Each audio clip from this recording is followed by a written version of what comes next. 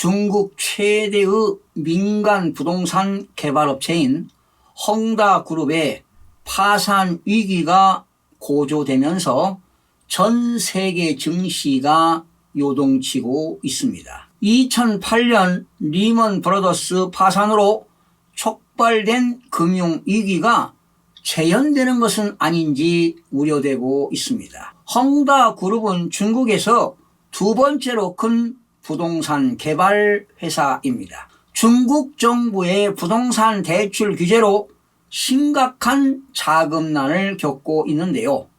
헝다그룹의 아파트 공사 현장이 작업자가 없이 텅텅 빈 상태입니다. 또한 돈을 떼일까 걱정하는 투자자들은 본사 앞에서 쉬까지 벌리고 있는 상태입니다. 헝다그룹의 총 부채는 무려 1조 9,500위안입니다.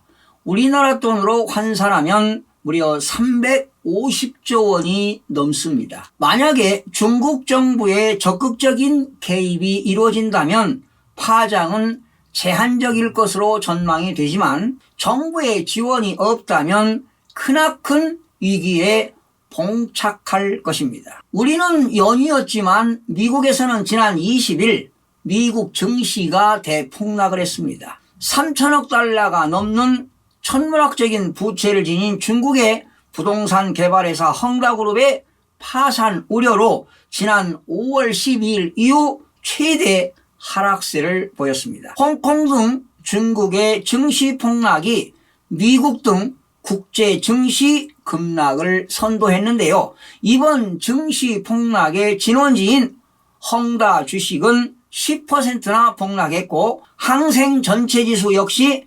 3.3%가 급락하며 지난해 10월 이후 최저치로 떨어졌습니다. 올 봄부터 파산을 우려하는 목소리가 제기됐고 지난 7일과 8일에는 국제 신용평가사인 무디스와 피치가 헝다의 신용평가 등급을 각각 2단계로 낮추고 파산 가능성까지 경고한 바 있습니다.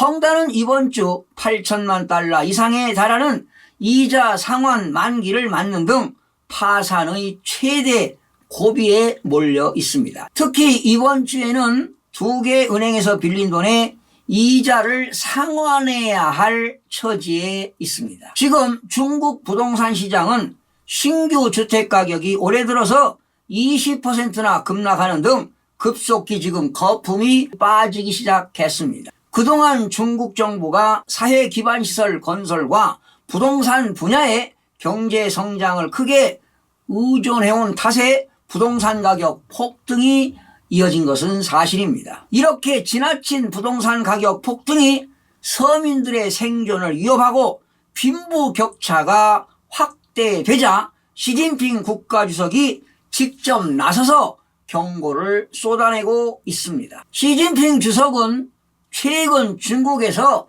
자산 거품이 심해지고 특히 온라인 플랫폼 회사들이 거대화되자 이를 지속 가능하지 않는 경제 성장이라고 지목하고 규제를 강화하는 한편 부동산 자금줄을 재어왔습니다. 중국 정부 지원 여부에 대해서는 전망이 엇갈리는데요.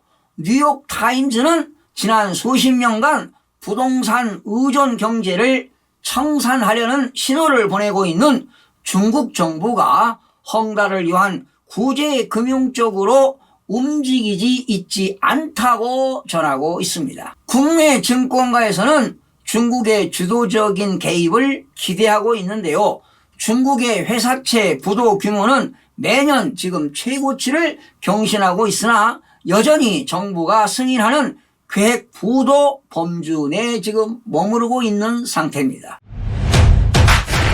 사상 최대치를 기록한 지난해 중국의 회사채 부도율은 0.3%에 불과하고 OECD 평균 1.0%에도 미치지 못하고 있습니다. 특히 내년에는 중국에서 열리는 동계올림픽도 앞두고 있어 중국 당국이 개입할 가능성이 더 높은 것으로 점쳐지고 있습니다. 헝다그룹의 디폴트 위험이 현실화된다면 이는 부동산 위험을 넘어서 금융 시스템 붕괴로 연결되는 최악의 금융위기로 확대될 수도 있습니다. 헝다 사태는 2008년 세계 금융위기를 부른 리먼 브라더스 사태와 비슷합니다. 중국의 최대 보험회사인 핑하는 헝다와의 연관성 우려로 주가가 무려 지난 17일은 5%, 20일에는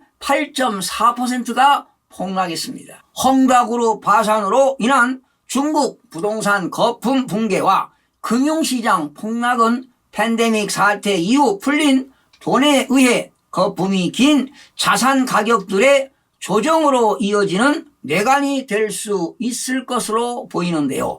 특히 미국 연방준비제도 이사회가 올해 말부터 시작하겠다고 하는 테이퍼링입니다. 자산 매입 축소가 겹쳐지면 부동산이나 금융시장에서 거품이 회수되는 자산 가격 재조정으로 이어질 것으로 보입니다. 이제 국제금융시장의 눈은 중국 정부의 개입 조치와 변이 바이러스 확산으로 인해 세계 경제의 하방 리스크가 증대되고 있는 시점에서 헝다 그룹발 국제금융위기 가능성에 대해 중국 당국의 대응 방향에 국제금융시장 이목이 집중되고 있습니다. 설사 중국 당국의 대응으로 이번 위기를 넘긴다 하더라도 중국 경제에 대한 불안 심리가 완전하게 해소되었다고 볼 수는 없을 것입니다.